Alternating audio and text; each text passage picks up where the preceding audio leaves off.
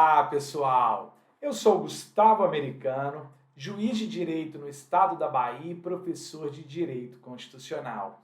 Nesse nosso encontro, nós vamos fazer o estudo do Instituto Jurídico Funções Essenciais à Justiça. Se você tiver qualquer dúvida, qualquer crítica, qualquer sugestão ou elogio a respeito dessa temática, fique à vontade para entrar em contato conosco, seja por meio da nossa rede social, seja por meio do nosso canal de comunicação na área do aluno. Então, coloque este grande tópico no seu caderno. Iremos estudar a partir de então as funções essenciais à justiça. Vejam o seguinte, quando nós falamos de funções essenciais à justiça, nós precisamos saber que dentro deste grande instituto está o Ministério Público, está a Defensoria Pública, está a Advocacia Pública, bem como a Advocacia Privada.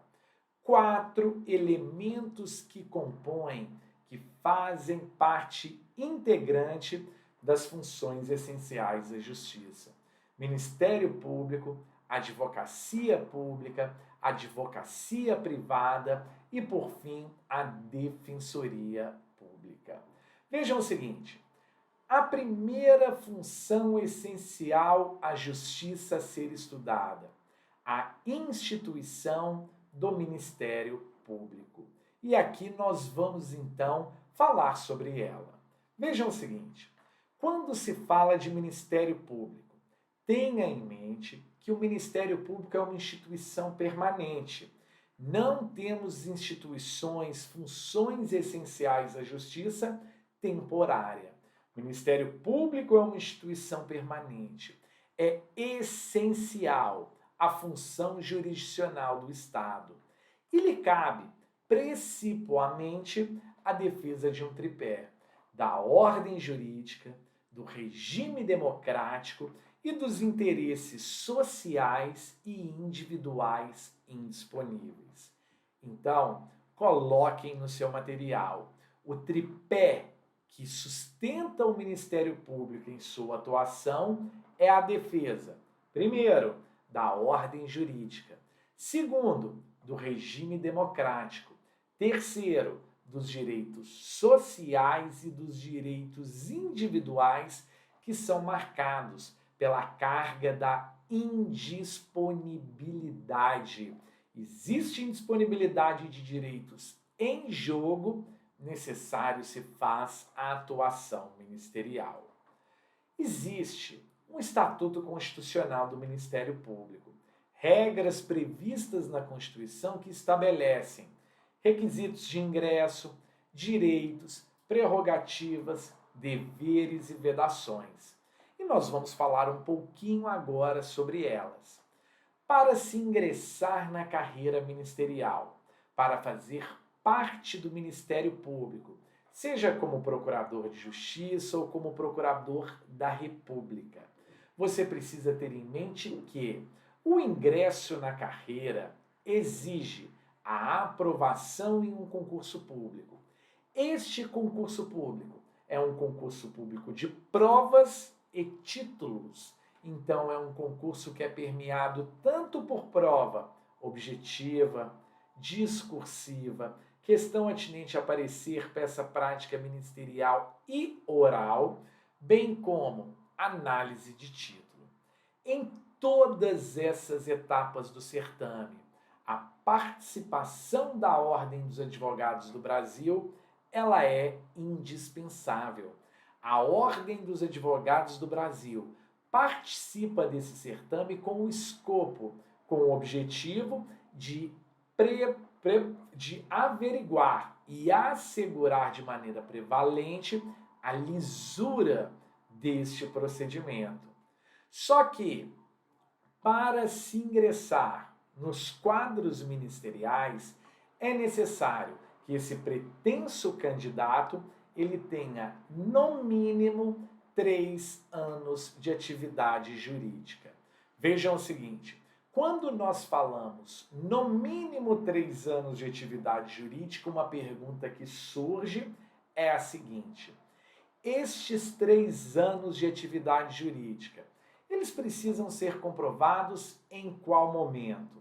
No momento da inscrição preliminar do concurso, no momento da inscrição definitiva ou no momento da posse? Anotem, esses 3 anos de atividade jurídica, eles devem ser comprovados no momento da inscrição definitiva. Vejam o seguinte: por questões didáticas e para fins de distribuição de atribuições, o Ministério Público ele é dividido em Ministério Público da União e Ministério Público dos Estados e do Distrito Federal. Quem é o chefe dessas respectivas instituições? Vejam o que nós temos aqui, porque existe uma diferença. E essa diferença, ela é cobrada em provas. Vejam o seguinte: chefe do Ministério Público, MPU. Estamos falando então do Ministério Público da União. O chefe é o Procurador-Geral da República.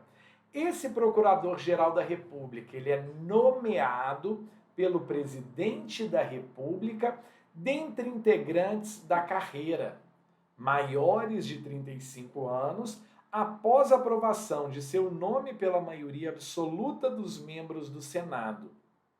Esse Procurador-Geral da República, ele vai exercer um mandato de 2 anos. Negritem e sublinhem: permitida mais de uma recondução sem qualquer limite. Mas atenção, a cada nova recondução, o procedimento e requisitos deverão ser novamente analisados. Anotem e sublinhem: permitida mais de uma recondução sem qualquer limite. Por que eu peço para vocês anotarem e sublinharem? Porque quando nós falamos do Ministério Público dos Estados, a situação aqui é diferente, haja vista que temos uma limitação nesta recondução. Vejam o seguinte: MPE, chefe, Procurador-Geral de Justiça, PGJ, e não Procurador-Geral da República, PGR, como é no Ministério Público da União. Os Ministérios Públicos dos Estados e do Distrito Federal e Territórios formarão lista tríplice dentre integrantes da carreira, que serão nomeados pelo chefe do Poder Executivo, governador para os estados, para um mandato de 2 anos. Sublinhem: permitida uma única recondução. Essa pegadinha sempre se faz presente em provas. Isso porque, quando se trata de chefe do Ministério Público dos Estados, permitida uma única recondução. Lá do outro, quando se fala em chefe do Ministério Público da União, permitida a recondução. Ou seja, existe a possibilidade de sucessivas reconduções além de uma. Vejam o seguinte: existem princípios que regem o Ministério Público. Existem 3 princípios que regem a instituição ministerial. Quais são esses princípios? Unidade, indivisibilidade e independência funcional. Unidade, indivisibilidade e independência funcional sendo princípios ministeriais. Vejam o seguinte: pela unidade, devemos entender que existe apenas um órgão ministerial. É errado, é equivocado afirmar que existem diversos ministérios públicos. Equivocado. Existe um único órgão ministerial. A divisão em MPU e MPE é uma divisão meramente didática para atribuição que é conferida aos ministérios públicos. Divisão de atribuição, nada mais. Mas o Ministério Público é um todo orgânico e sistematizado. Para além da unidade, nós temos a indivisibilidade. E significa dizer que, por ser o Ministério Público uma instituição indivisível, que é presentada pelos procuradores da República, pelos promotores de justiça, nós não temos nenhum problema em que um membro do parquê substitua outro membro do parquê em sua atuação. Para além da unidade, para além da indivisibilidade, nós temos a independência funcional. E a independência funcional, ela se resume a quê? Em uma autonomia de convicção. Significa dizer que o membro do Ministério Público ele não possui nenhuma subordinação hierárquica e intelectual em referência a qualquer outro membro da instituição. Portanto, unidade, indivisibilidade e independência funcional, os três princípios institucionais do Ministério Público. Eu sei que você já ouviu falar do princípio do juiz ou do juízo natural. Mas o que eu te pergunto aqui é o seguinte: existe o princípio do promotor natural de acordo com o Supremo Tribunal Federal? Vejam o seguinte: existe sim. O Supremo Tribunal Federal entende que o princípio do promotor natural está previsto no artigo 5º, inciso 53 da Constituição, quando diz que ninguém será processado senão pela autoridade competente. O Supremo Tribunal Federal entende que o princípio do promotor natural, ele se apresenta como uma dupla garantia. Primeiro, uma garantia para o próprio membro do Ministério Público que sabe, que tem a certeza de que não irá atuar fora de suas atribuições funcionais. E segundo, uma garantia para a sociedade, que tem a certeza que não será processada por um membro do Ministério Público designado casuisticamente para atuar naquele procedimento de maneira direcionada. Seguindo em frente, existem as garantias do Ministério Público. E essas garantias, elas podem ser de duas espécies: institucionais e funcionais. Institucionais que dizem respeito à instituição ministerial e funcionais que são garantias do próprio membro do parquê. Vejam o seguinte: como garantias institucionais, nós temos a autonomia funcional, a autonomia administrativa e financeira. Como garantias dos membros, nós temos a vitaliciedade, a inamovibilidade e a irredutibilidade de subsídios. Autonomia funcional, administrativa e financeira, como sendo uma autonomia da instituição. Vitaliciedade, inamovibilidade e irredutibilidade de subsídio, como sendo uma garantia dos membros do Ministério Público. Vejam o seguinte: Ministério Público, ele possui a autonomia para promover a sua própria organização administrativa interna, para designar funções, designar atribuições, promotorias especializadas ou não, conceder licença, férias aos seus servidores, deferimento de algum abono ou requerimento apresentado. O Ministério Público tem a autonomia para promover a sua própria organização interna. Mas tem também a autonomia financeira. E isso significa dizer que o Ministério Público possui autonomia para dentro dos limites estabelecidos na, anotem, Lei de Diretrizes Orçamentárias, estabelecer de maneira autônoma e administrar os recursos que lhe foram destinados. Atenção ao seguinte: administrar recursos. Tudo bem, tem uma proposta orçamentária, tem uma rubrica orçamentária própria. Mas essa proposta orçamentária ministerial que vai ser consolidada dentro do orçamento global, obrigatoriamente deve observar os limites de uma norma de direito financeiro, como dito, as normas previstas na LDO. Tenham em mente o seguinte: existem normas de direito financeiro, o plano plurianual, a lei de diretrizes orçamentárias e a lei orçamentária anual. Dentro dessas três normas, aquela que a proposta orçamentária anual precisa estar ajustada é a LDO, a Lei de Diretrizes Orçamentárias.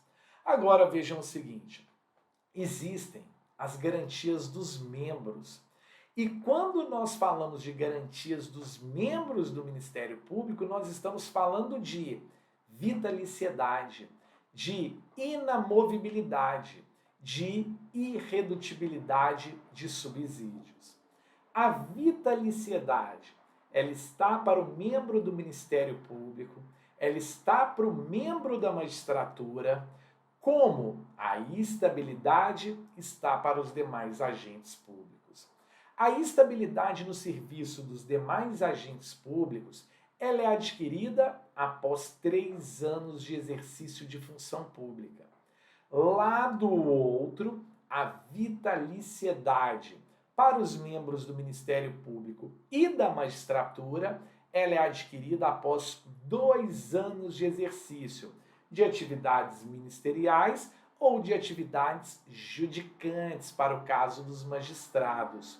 Tenham em mente que, após adquirir essa vitaliciedade, o membro do Ministério Público ele não poderá perder o seu cargo, senão por sentença judicial transitada em julgado. Essa é a ideia da vitaliciedade. Para além da vitaliciedade, nós temos a inamovibilidade, que significa dizer que um membro do Ministério Público, designado para exercer as suas atribuições em determinada promotoria, não pode sofrer uma designação casuística de remoção para atuação em outra lotação. Atenção ao seguinte: essa garantia da inamovibilidade, ela não é uma garantia absoluta, ela é uma garantia relativa e significa dizer que, se razões de interesse público justificarem essa remoção, ela poderá perfeitamente acontecer, tudo bem? Agora, por fim, a irredutibilidade de subsídios. Sobre a irredutibilidade de subsídios, nós precisamos compreender o seu alcance. Essa irredutibilidade de subsídios é uma irredutibilidade nominal, ou seja, aquela cifra colocada no edital é que não pode ser reduzida, ou ela é uma irredutibilidade real, que significaria dizer que ela deve obrigatoriamente acompanhar a perda inflacionária da moeda. Atenção, essa irredutibilidade ela é uma irredutibilidade meramente nominal, não sendo uma irredutibilidade real. Estas são as garantias dos membros do parquê, as garantias da instituição Ministério Público. Garantias institucionais e funcionais vistas. Quero trazer para vocês aqui agora certas e determinadas vedações, situações que são proibidas para o membro do Ministério Público. Primeira, receber, a qualquer título ou sobre qualquer pretexto, honorários, percentagens ou custas processuais. Segundo, exercer a advocacia. Terceiro, participar de sociedade comercial.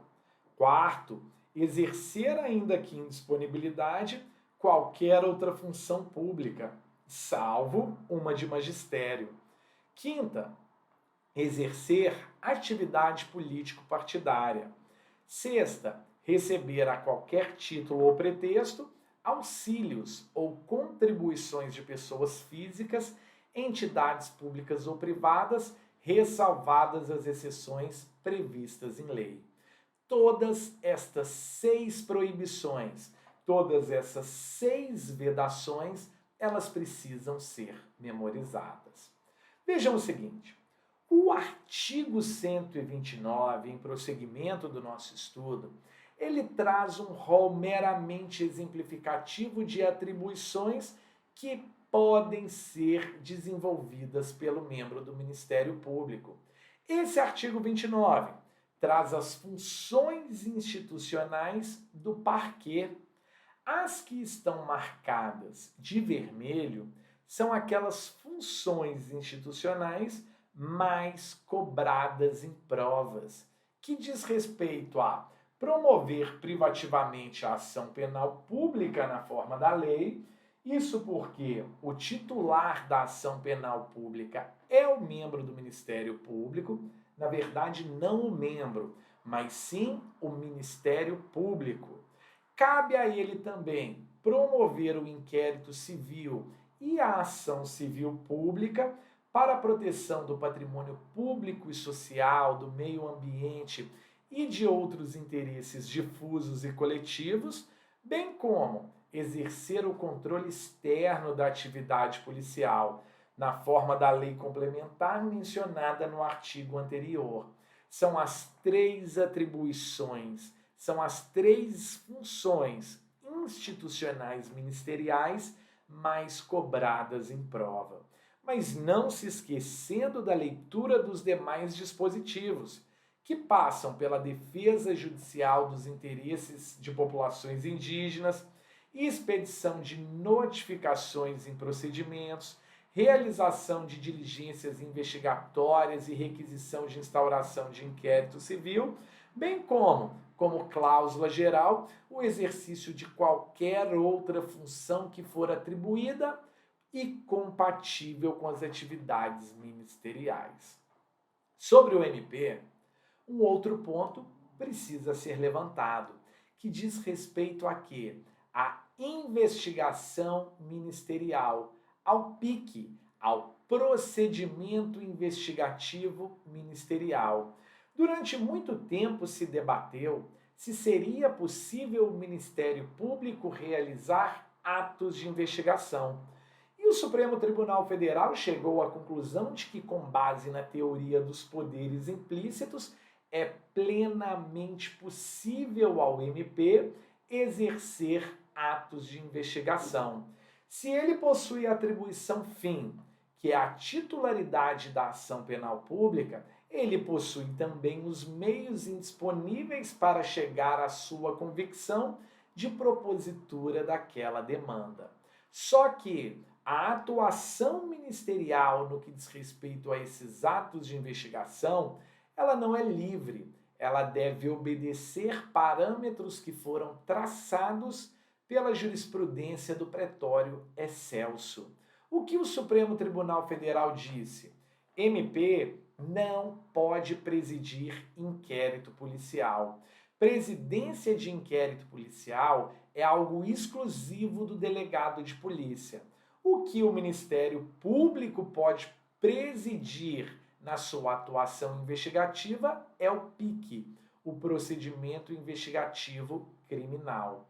Além disso, a sua atuação é excepcional, é uma atuação subsidiária. E, por fim, é permitida a fiscalização por parte do Poder Judiciário no que diz respeito à legalidade dos atos de investigação que estão sendo traçados pelo Ministério Público. Portanto, 3 parâmetros que precisam ser observados, tudo bem?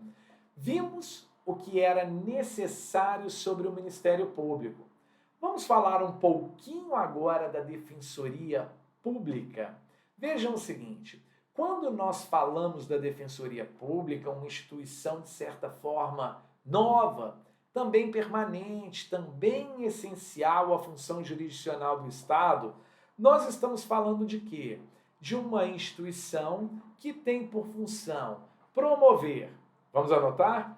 Orientação jurídica, que tem por função promover os direitos humanos, que tem por uma função promover a defesa em todos os graus, seja sob o aspecto judicial ou administrativo, dos necessitados. Orientação jurídica, promoção de direitos humanos e defesa dos necessitados. Lembrando que esses necessitados, eles vêm ganhando uma amplitude cada vez maior. E hoje, o necessitado não se restringe ao necessitado econômico, mas pode ser um necessitado informacional, pode ser um necessitado fático, pode ser um necessitado jurídico. Está aberto. O conceito de necessitado vem se ampliando cada vez mais. Vejam o seguinte, quando se fala de defensoria pública, não tem como desassociar com a temática atinente as ondas renovatórias de acesso à justiça, que foi uma análise que foi realizada por dois autores, um italiano e um norte-americano, respectivamente, Mauro Capelletti e Brian Garf. O que Mauro Capelletti e Brian Garf consignaram? Fizeram uma análise empírica sobre os principais obstáculos de acesso ao Poder Judiciário e o que foi realizado, qual atitude que foi tomada para contornar esse óbice. E, diante disso, conseguiram delimitar 3 ondas renovatórias de acesso à justiça. E a Defensoria Pública se faz presente já nessa primeira onda renovatória. Olha o que nós temos aqui.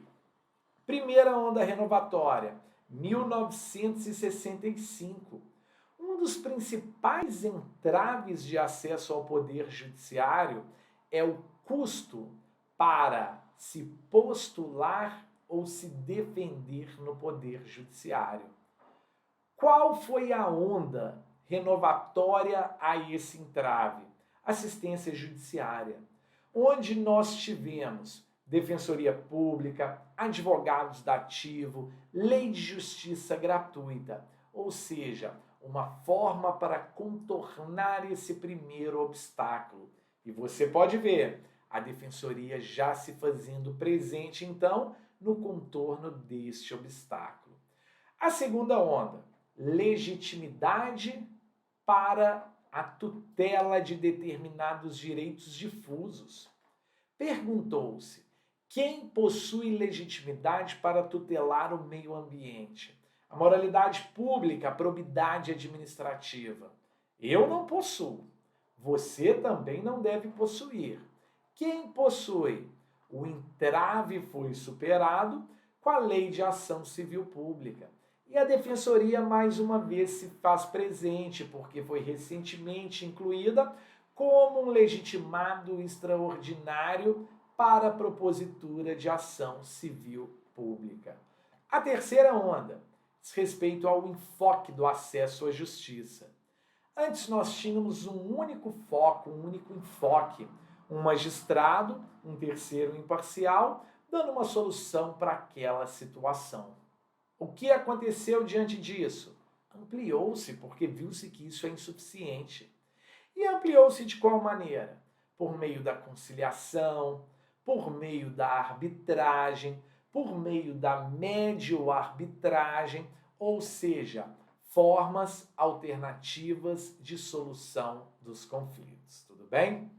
Avançando no nosso tema, a Defensoria Pública cada vez mais ela vem se fortalecendo.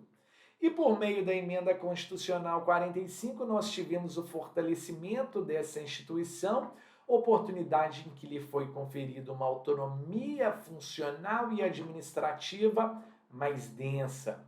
Dentro da autonomia funcional, o defensor não se curva a nenhum outro poder, nem a nenhum outro órgão, nem a nenhuma outra entidade, devendo obediência única e exclusivamente ao ordenamento jurídico, à Constituição, às legislações infraconstitucionais e a sua própria consciência. E quando se fala de autonomia administrativa, lembrar que cabe à Defensoria Pública criação e extinção de seus cargos, serviços auxiliares, deliberando sobre sua organização e funcionamento.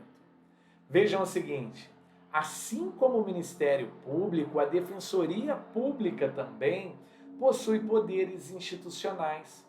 Você sabe me dizer quais são esses poderes institucionais da Defensoria Pública? Vejam o seguinte, temos 3 da mesma maneira: unidade, indivisibilidade e independência funcional. Quando nós falamos da unidade, nós estamos falando que a Defensoria Pública, da mesma forma que o Ministério Público, deve ser compreendido como apenas como uma instituição única, e eventual divisão existente entre Defensoria Pública da União e Defensoria Pública dos Estados e do Distrito Federal é por uma questão meramente didática, por uma questão meramente funcional. A indivisibilidade, da mesma maneira, membros da Defensoria Pública representam a instituição. Quem figura naquele polo da demanda ali é a instituição. Portanto, a substituição de um defensor por outro no decorrer do procedimento não compromete a demanda, em virtude do princípio da indivisibilidade. E o princípio institucional que nós já vimos, a independência funcional, que significa dizer que o membro da Defensoria Pública ele não se curva a nenhum órgão, nenhum poder, nenhum outro agente, somente aquelas normas postas no ordenamento jurídico. Pergunta: membro da Defensoria Pública, assim como vimos para o membro do Ministério Público, possui garantias? A resposta é sim. Quais são essas garantias? Antes de expô-la, eu já peço atenção, porque vimos que o membro do Ministério Público e o membro da magistratura possuem a garantia da vitaliciedade. Atenção ao fato de que membro da Defensoria Pública não possui a garantia da vitaliciedade, mas sim da estabilidade. Então, aquele prazo que foi falado para o Ministério Público, aquele prazo de 2 anos, não se aplica aqui. O lapso temporal que é aplicado aqui é de 3 anos para aquisição da estabilidade. Membro da Defensoria Pública adquire estabilidade. Membro do Ministério Público e do Poder Judiciário adquire vitaliciedade. E quando nós falamos da inamovibilidade e da irredutibilidade de subsídios, todas as observações que foram feitas para o Ministério Público aqui se repetem. Ou seja, o membro é inamovível, não pode ser removido casuisticamente, salvo o interesse público. O seu vencimento, porque membro da Defensoria Pública não recebe subsídio, é outra diferença que merece a nossa atenção. Membro da magistratura e do Ministério Público recebem subsídios, que é uma parcela única. Quando nós falamos de membro da Defensoria Pública, recebem eles vencimentos, ou seja, uma parcela base acrescida de diversos outros adicionais. Esse vencimento não pode ser objeto de redução. Essa redução, nominal ou real, uma redução única e exclusivamente nominal, tudo bem? Vejam o seguinte, sobre a Defensoria Pública, já ouviram falar de sua atuação como custos vulneráveis? Olhem o que nós temos aqui. Significa guardiã dos vulneráveis. Enquanto o Ministério Público atua como custos legis, fiscal ou guardião da ordem jurídica, a Defensoria Pública possui a função de custos vulneráveis. Prosseguindo, Como é a atuação do custos vulneráveis? A intervenção da Defensoria como custos vulneráveis tem por objetivo de trazer para os autos argumentos, documentos e outras informações que reflitam o ponto de vista das pessoas vulneráveis, permitindo que o tribunal ou juiz tenha mais subsídios para decidir a causa. É uma atuação da Defensoria para que a voz dos vulneráveis seja amplificada. O que o STJ entende sobre essa situação? Admite-se. Olha a decisão que foi proferida nos embargos de declaração em recurso especial 1.712.163 de São Paulo. Admite-se a intervenção da Defensoria Pública da União no feito como custos vulneráveis nas hipóteses em que há formação de precedentes em favor dos vulneráveis e dos direitos humanos. Vejam o seguinte, pessoal. Vimos então Ministério Público, Defensoria Pública. Vamos falar um pouquinho agora da advocacia pública. Quando nós falamos da advocacia pública, nós estamos trabalhando com as procuradorias, com os advogados públicos, seja em âmbito federal, seja em âmbito estadual, seja em âmbito municipal. Sobre a advocacia pública em âmbito federal, nós temos que ter a ideia que é o seguinte, que é uma instituição que diretamente ou através de um órgão vinculado representa o ente político União.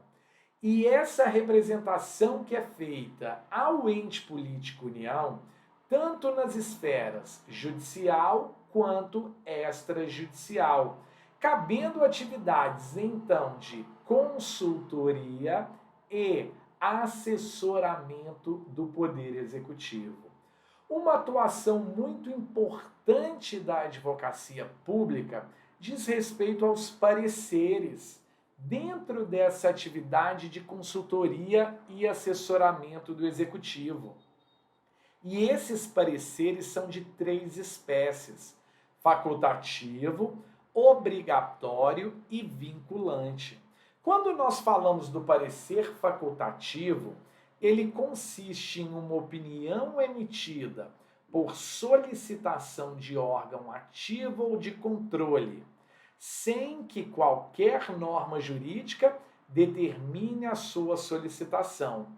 Quando nós falamos de um parecer obrigatório, consiste em opinião emitida por solicitação de órgão ativo ou de controle, em virtude de preceito normativo que prescreve sim a sua solicitação. E o mais denso de todos é o parecer vinculante. É o que a administração pública não só deve pedir ao órgão consultivo, como deve segui-lo ao praticar ato ativo ou de controle. O ato levado a efeito em desconformidade com o parecer se torna, então, um ato nulo. São as 3 espécies de parecer. E aqui surge uma situação importante, que diz respeito à responsabilidade do parecerista. Atenção ao seguinte: no parecer opinativo, salvo demonstração de culpa ou erro grosseiro, submetidas instâncias administrativo-disciplinares ou jurisdicionais próprias, não cabe a responsabilização do advogado público pelo conteúdo de seu parecer de natureza meramente opinativa. Lado outro, quando se fala de parecer vinculante, abre aspas, vejam a expressão, partilha do poder decisório. E assim, em princípio, o parecerista pode vir a ter que responder conjuntamente com o administrador. Por qual razão? Pois ele é também administrador nesse caso. Então tenham atenção, as 3 espécies de pareceres: opinativo, obrigatório e vinculante. E atenção a esta responsabilidade compartilhada que existe. Por fim, como última função essencial à justiça, a advocacia privada. Nós não temos dúvida que o advogado é indispensável à justiça, que esse profissional goza de imunidade profissional. Significa dizer que ele não pode ser responsabilizado por verbalização proferida na defesa de seu cliente. Acontece o seguinte: não existem direitos fundamentais absolutos. E todo e qualquer direito fundamental obrigatoriamente deve ser exercido com base em marcos civilizatórios mínimos. Então, essa prerrogativa de imunidade profissional, ela não pode ser reconhecida, ela não pode ser enfrentada como um privilégio. E eventual abuso praticado pelo advogado no exercício de sua atividade ensejará eventual punição administrativa, ou civil, ou criminal. E com isso, meus amigos, nós finalizamos então as funções essenciais da justiça. Estudamos o Ministério Público, estudamos a Defensoria Pública, estudamos a advocacia pública e privada. Qualquer dúvida, crítica, sugestão ou elogio que você tiver dentro dessa temática, fique à vontade para entrar em contato conosco, seja por meio da nossa rede social, seja por meio do nosso canal de comunicação na área do aluno. Um abração.